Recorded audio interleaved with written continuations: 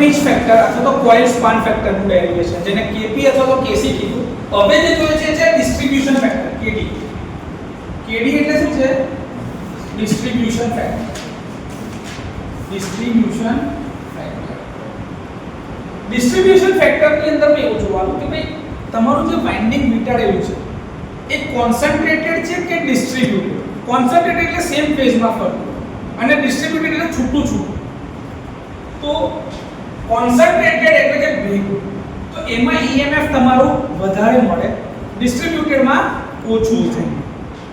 તો KD એટલે શું છે? પાછું એ જ ઇક્વેશન યાદ રાખવાનું જે તમે પહેલામાં કેવી લીધું, short pitch upon full pitch. બસ આની અંદરમાં એવું જ છે. ડિસ્ટ્રીબ્યુટેડ ફ્લક્સ અથવા તો ડિસ્ટ્રીબ્યુટેડ EMF અપોન કોન્સન્ટ્રેટેડ. એટલે અગેન પાછું એ જ વેક્ટર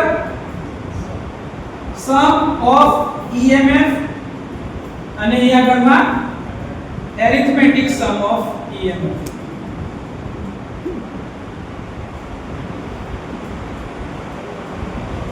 વેક્ટર એટલે સદિશ. ફરી લખી આપું છું ગુજરાતીમાં, સદિશ. અને અરિથમેટિક એટલે ગાણિતિક અથવા તો અદિશ. ગાણિતિક અથવા તો અદિશ.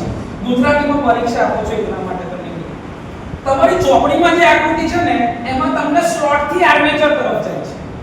હું જે દોરું છું હું આર્મેચર થી સ્લોટ તરફ જઉં છું કેમ કે આપણે જે જોઈએ તો મશીનમાં આર્મેચર ફિક્સ છે.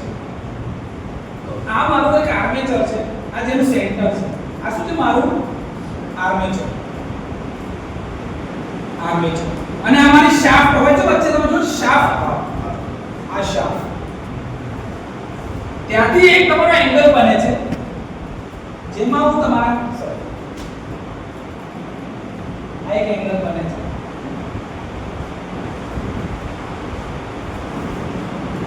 આમાં આપણે જે જરૂર છે ડિસ્ટ્રીબ્યુટેડ અને કોન્સન્ટ્રેટેડ. તો આની અંદરમાં જેવું તમારે પહેલામાં તમે નંબર ઓફ સ્લોટ્સ પર પોલ લીધા હતા, આમાં તમારે અલગ વસ્તુની જરૂર પડશે. m એટલે કે સ્લોટ્સ પર પોલ પર ફેઝ. એટલે કે r ફેઝ, y ફેઝ અને b ફેઝ. એની અંદરમાં r ફેઝમાં કેટલા સ્લોટ્સ પર પોલ છે એટલે કે એની પોલ પિચ કેટલી, y ફેઝની કેટલી અને b ફેઝની કેટલી, એના આધારે આ બદલાય. તો આ તમારું છે m બરાબર સ્લોટ્સ પર પોલ પર ફેઝ. એટલે કે r ફેઝના કેટલા સ્લોટ્સ પર પોલ છે, y ફેઝના કેટલા અને b ફેઝના. સ્લોટ્સ પર પોલ એટલે n પર ફેઝ. યાદ આવ્યું તમે આવું કહેતા હતા? આ n એટલે 180 ડિગ્રી નો તમારો સ્પાન હતો, આખો ફેઝ સ્પાન. તો 180 ડિગ્રી ડિવાઇડ બાય ફેઝ કરશો તો તમને મળશે. તમને આ સ્પાન ખબર પડવી જોઈએ. યાદ છે તમે કહેતા કે આખો 180 ડિગ્રી નો ફેઝ હોય, આખો કોઇલ સ્પાન. આ એ જ છે, બીજું કંઈ નવું નથી. એટલે આ m બરાબર આટલું થાય, n અપોન ફેઝ. અને n એટલે સ્લોટ્સ પર પોલ, SPP. તમે આવું કીધું ને, n SPP એટલે કે સ્લોટ્સ પર પોલ. તો અહીંયા સ્લોટ્સ પર પોલ છે જ, તો m n અપોન ફેઝ કહેવાય કે ના કહેવાય? 3 ફેઝ નું મશીન છે ને, 3 ફેઝ નું, તો તમે ડાયરેક્ટ અહીંયા આગળ ધારો કે લખો ને કે ભાઈ નંબર ઓફ ફેઝ ઇઝ 3. તો દાખલા ગણતી વખતે અમુક વાર છે તમને આ નહીં આપ્યું હોય તો તમને ખબર છે નંબર ઓફ ફેઝિસ કેટલા છે? 3. તો n શું થઈ જાય? 3 * n. અમુક પર આ ડેરિવેશન કામ લગાવવું છે. n/3 બરાબર n, તો n બરાબર 3 * m થાય કે નહીં? આ ડેરિવેશન દાખલા ગણીશું ત્યારે કામ લાગશે. તે ટાઈમે તમને અમુક વસ્તુ ના આપે, સર આ કેવી રીતે શોધીશું? તો એ આ રીતે શોધાશે. કે આ સૂત્ર બેસિક ખબર હોવા જરૂરી છે. હવે આ મારા નંબર ઓફ સ્લોટ્સ મારે શોધવાના છે. તો મારા ધારો કે એક ફેઝની અંદરમાં 5 સ્લોટ આવે છે. એક જ ફેઝની અંદરમાં કેટલા? એક જ ફેઝ એટલે ધારો કે r ફેઝ લો તો r ફેઝ, y લો તો y, b લો તો b. એની અંદરમાં આટલા સ્લોટ્સ આવે છે. ધારો કે 5 સ્લોટ આવે છે. કેટલા? 5. તમે 7 બી લઈ શકો, 9 બી લઈ શકો, અથવા તો 3 થી બી બતાવી શકો છો. તમને જે પ્રમાણે પરીક્ષામાં લાગે એ પ્રમાણે તમે લઈ શકો છો. ક્લિયર? ઓકે. આ આખા એક ભાગનો ખૂણો છે ને, આ એક ભાગનો ખૂણો એ મારો બીટા છે. કેટલો છે? જેવું પેલામાં આલ્ફા લીધો ને એવું આમાં બીટા લઉં છું. તમે ચાહો એ એંગલ રાખી શકો છો, એમાં કઈ વાંધો નથી. એક ભાગનો એંગલ બીટા, બીજાનો બીટા, ત્રીજાનો બીટા, આવી રીતે બીટા બીટા બીટા બદલાતા જાય. ટોટલ મારા આખા સ્લોટ્સ કેટલા છે? તો કે ભાઈ m. તો આખો એંગલ શું થાય મારો? m * બીટા થાય આખો એંગલ. આખો એંગલ સ્લોટ્સ પર પોલ પર ફેઝ. તો એક જ ફેઝ નો આખો એંગલ કેટલો છે? તો કે m * beta. Yes or no? Okay sir. હવે અહીંથી આ એક es, આ એક es, આ એક es અને આ એક es થાય કે ના થાય? હવે ધારો કે આ મારો a છે, b, c, d અને e છે. તો મારું ટોટલ EMF કેટલું થાય? આટલું તો હવે AE આટલું થવું જોઈએ ને. જેમ કે મેં શું કર્યું? A થી B, B થી C, C થી D ને D થી છૂટું છૂટું કર્યું.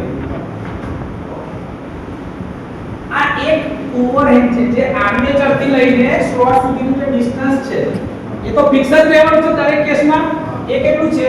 r રેડિયસ જેટલું.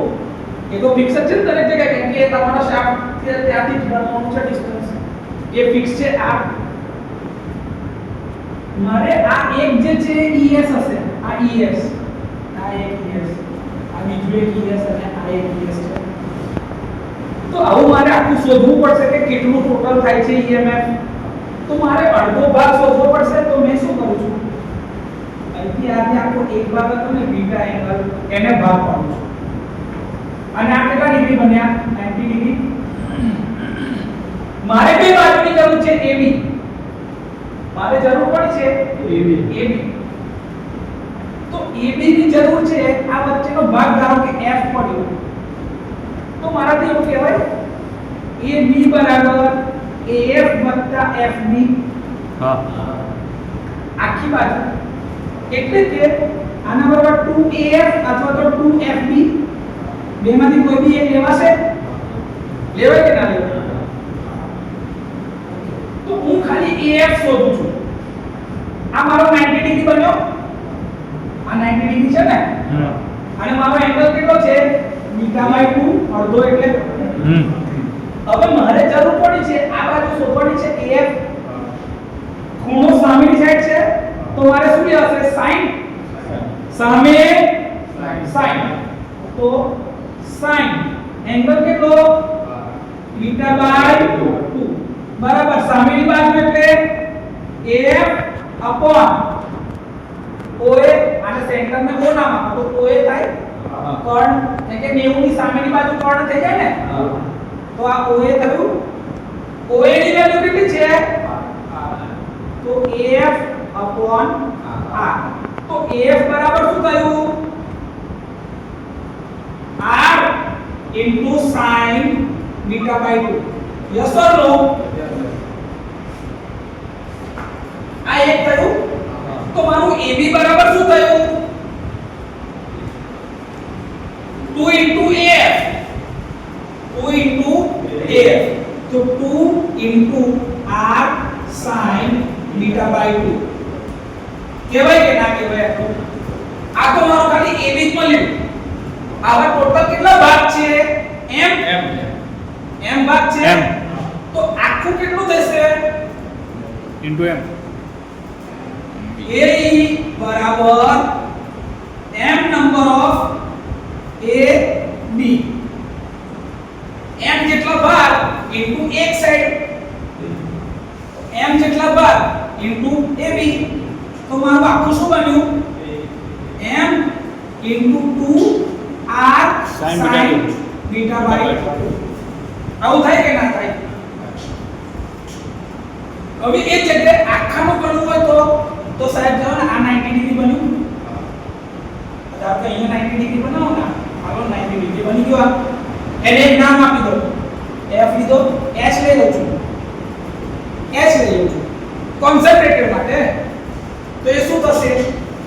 AH + HE બરાબર a થાય એટલે કે એના બરાબર 2 ah કહેવાય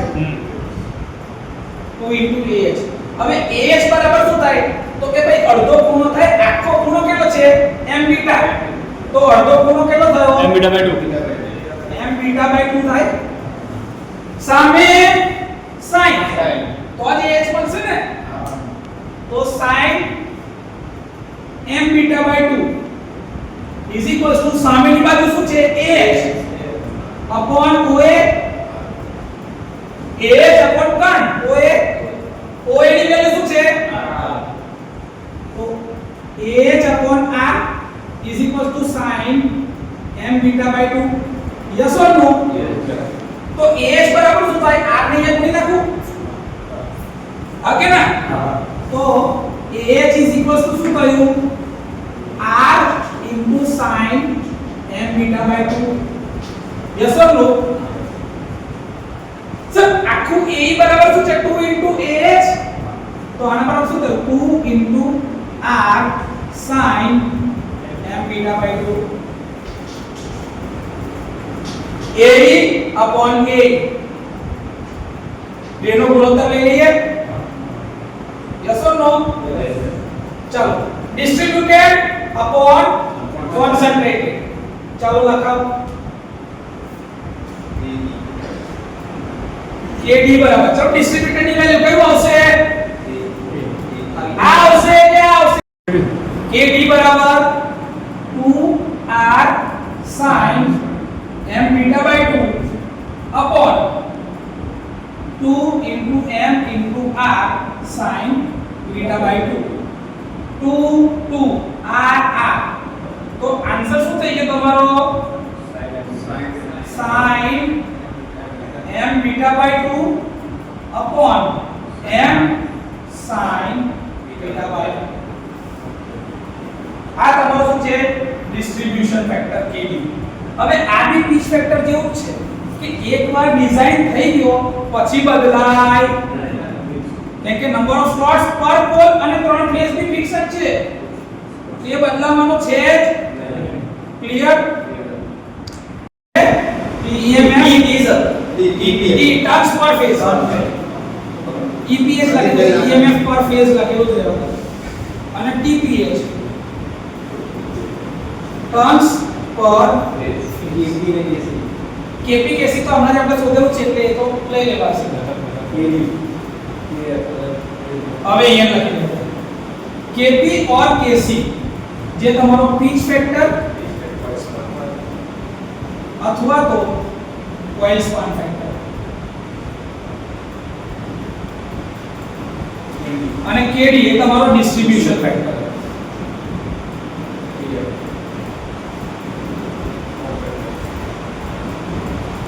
KF છે તમારો form factor 1.11 form factor RMS value upon average value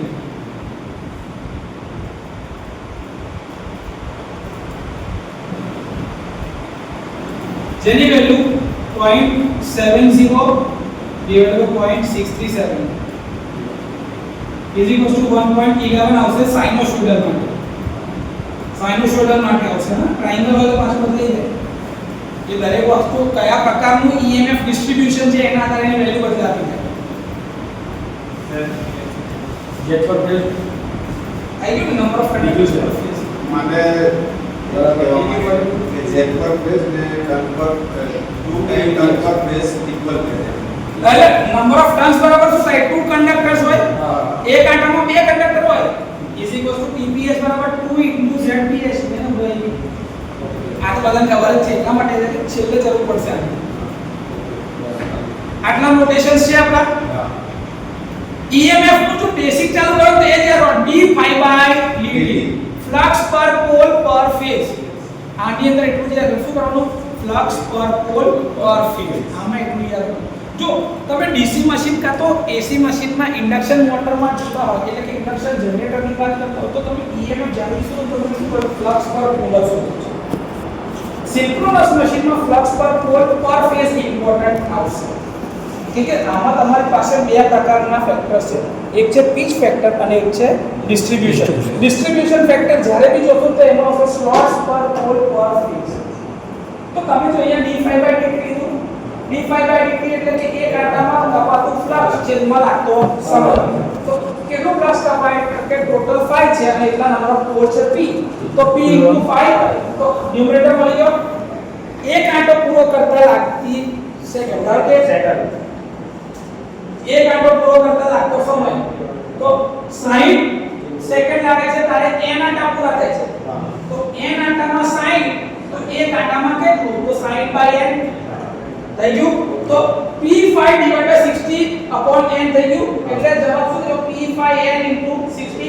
હવે n શું છે 120f/p. તમે મૂકેલી કિંમત p5/60 * 120f/p. p અને p કાચા 60 અને 120 તો 2f થઈ ગયું 2f. હવે ફ્લક્સ જે છે આપણું ફ્લક્સ તો અગેન પાછું 60 ચાલીએ ઇનકા દર્શાવો.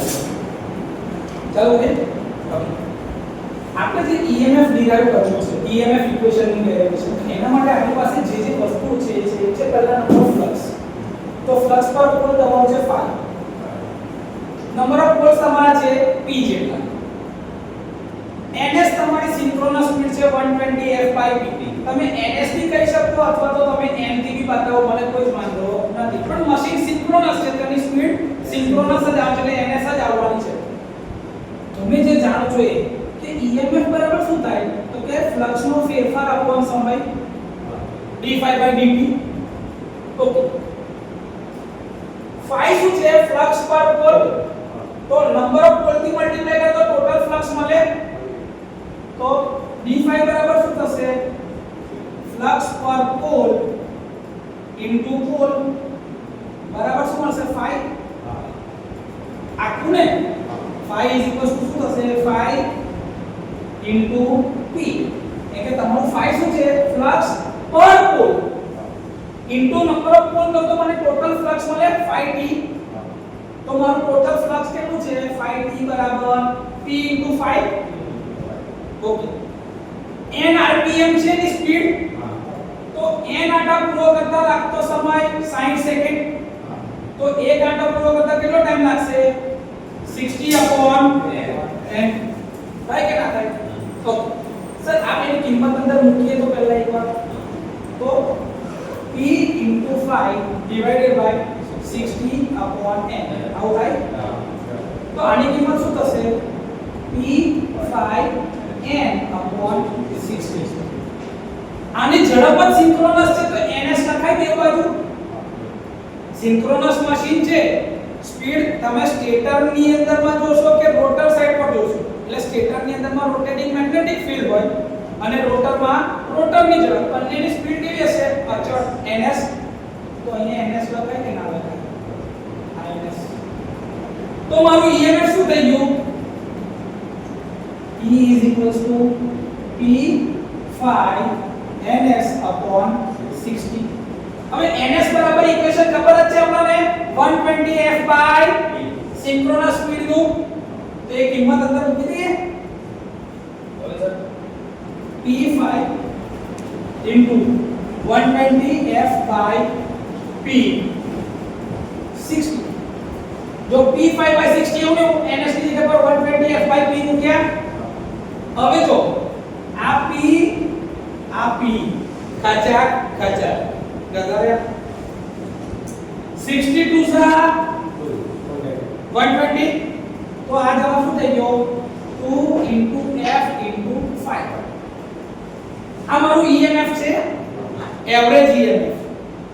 શું મળ્યું E average is equals to 2 * f * 5. કેટલા આંટા લીધા આપણે હજી ખાલી એક જ.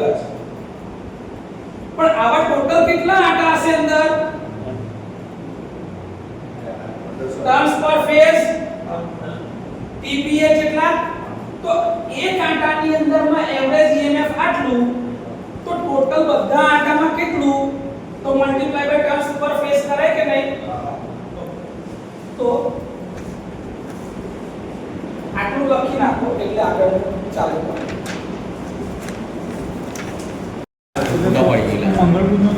જો એવરેજ એક આંકડાનું કે ટર્ન્સ પર ફેઝ TPH = 1 હોય તો એવરેજ EMF આટલું થાય. E એવરેજ એક આંકડાની અંદર કેટલું છે? 2 * f * 5. એક આંકડાનું આપણી પાસે ટોટલ કેટલા ટર્ન્સ છે? TPH એટલા. તો ટોટલ EMF E એવરેજ કેટલું થયું? 2 * f * 5 * TPH. હવે એક આંકડો એટલે કે એની અંદર બે કંડક્ટર સાઈડ હોય, n થી એક જતી અને એક આવતી. તો આની જગ્યા પર 2 * f * 5 TPH ની જગ્યાએ 2 * ZPH લખાય કે ના લખાય? Z એટલે નંબર ઓફ કંડક્ટર્સ છે મારા. તો 2 * 2 એટલે 4 * f * 5 * ZPH. આટલું કહેવાય કે ના કહેવાય એવરેજમાં? મારો ફ્લક્સ જે છે આ એવરેજ છે. મારું ફ્લક્સ ડિસ્ટ્રીબ્યુશન તો મારે RMS માં જોઈશે. તો RMS upon એવરેજ એટલે શું થઈ જાય? Form factor. તો RMS બરાબર શું થાય? Average * form factor. એવરેજ ની વેલ્યુ શું આવશે? 0.637 ને પેલા 0.70 તો પીચ ફેક્ટર માં આવે, ફોર્મ ફેક્ટર બનશે શું બનશે? 1.11. તો 1.11 એવરેજ વેલ્યુ નાખી દઉં તો મારું સાઇનોસોઇડલ ફ્લક્સ ડિસ્ટ્રીબ્યુશન મળશે RMS માં. આ મારું EMF અત્યારે શું છે? એવરેજ છે. જો એવરેજ આને હું શેમાં કન્વર્ટ કરું છું? RMS માં કરાય. તો મારું ERMS શું બનશે? ERMS = 1.11 average value. E average છે મારી પાસે. તો 1.11 * 4 5 f ZPH. આટલું થાય કે ના થાય? તો એને 1.11 થી મલ્ટીપ્લાય કરી દો તો ERMS શું બન્યું? 4.44 f 5 ZPH. હવે આમાં તમે શું સમજ્યા છો કે આમાં વાઇન્ડિંગ તમારી ફૂલ પિચ છે અને કોન્સન્ટ્રેટેડ ફ્લક્સ ડિસ્ટ્રીબ્યુશન છે. પણ એ જગ્યાએ તમારી શોર્ટ પિચ વાઇન્ડિંગ હોય અને શોર્ટ પિચ વાઇન્ડિંગ એટલે તમારો KPKC. શોર્ટ પિચ વાઇન્ડિંગ જે આપણે ડેરિવેશન કર્યું. તો વાઇન્ડિંગ શોર્ટ પિચ હશે તો KP થી મલ્ટીપ્લાય કરવું પડશે અને ડિસ્ટ્રીબ્યુશન ફેક્ટર એટલે KD થી મલ્ટીપ્લાય કરવું પડશે જો ફ્લક્સ ડિસ્ટ્રીબ્યુશન હશે સાઇનોસોઇડલમાં. તો अगर if winding is short pitch and distributed type, then ERMS બરાબર શું થશે? 4.44 f 5 ZPH into KP into KD.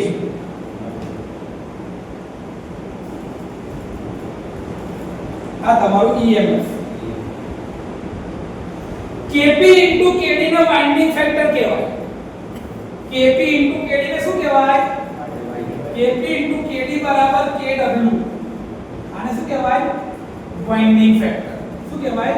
Winding. KP into KD ને કહેવાય વાઇન્ડિંગ ફેક્ટર. તો આ KP અને KD કાઢીને જગ્યાએ KW એકલું મૂકી દઉં તો બી ચાલે.